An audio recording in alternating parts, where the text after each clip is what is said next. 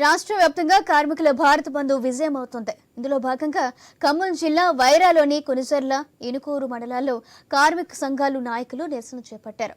Wyra ring road నుంచి పాత bus stand centre వరకు ర్యాలీలు తీశారు. పలువురు మాట్లాడుతూ కేంద్ర ప్రభుత్వ ప్రజాస్వామ్య వ్యతిరేక విధానాలను మార్చకపోతే ప్రజల విశ్వాసం కోల్పోక తప్పదని హెచ్చరిస్తున్నారు.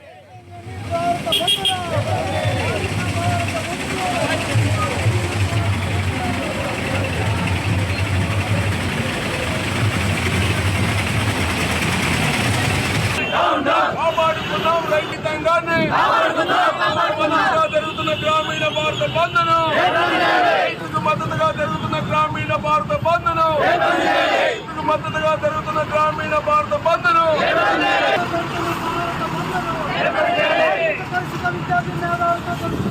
భారత బంద్ను బంద్ను హక్కుల కోసం పోరాడుతున్నటువంటి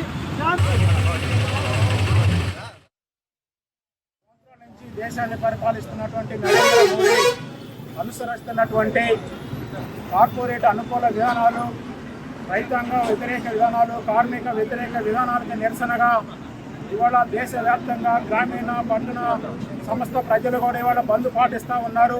గతంలో రైతాంగం పండించినటువంటి పంటలకి గిట్టుబాటు ధరలు కానీ ఏ ప్రాంతంలో ఉన్నటువంటి ఆ ప్రాంతంలో వాళ్ళు అమ్ముకునేటటువంటి అవకాశం అనేక రకాలుగా ఉన్నటువంటి దాన్ని నల్ల చట్టాల పేరుతోటి ఇవాళ మోడీ తీసుకొచ్చినటువంటి చట్టాలకు వ్యతిరేకంగా గత కాలంలో రైతులు ఢిల్లీలో దాదాపు 13 నెలల కాలం దీక్షలు చేసి లేకపోతే ధర్నాలు చేసి 21 డిమాండ్లు నరేంద్ర మోడీ ప్రభుత్వం ముందు సంయుక్త కిసాన్ మోర్చా, అదేవిధంగా అఖిల భారత కార్మిక సంఘాల సమన్వయ కమిటీ ప్రభుత్వం ముందు ఉంచడం అనేది జరిగింది.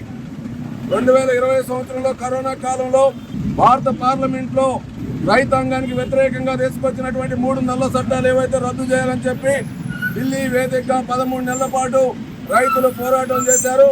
ఆ పోరాటం సందర్భంగా నరేంద్ర మోడీ ప్రభుత్వం రాతపూర్వకంగా సంయుక్త కిసాన్ మోర్చాకు ఒక రాతపూర్వకమైనటువంటి ఒప్పందాన్ని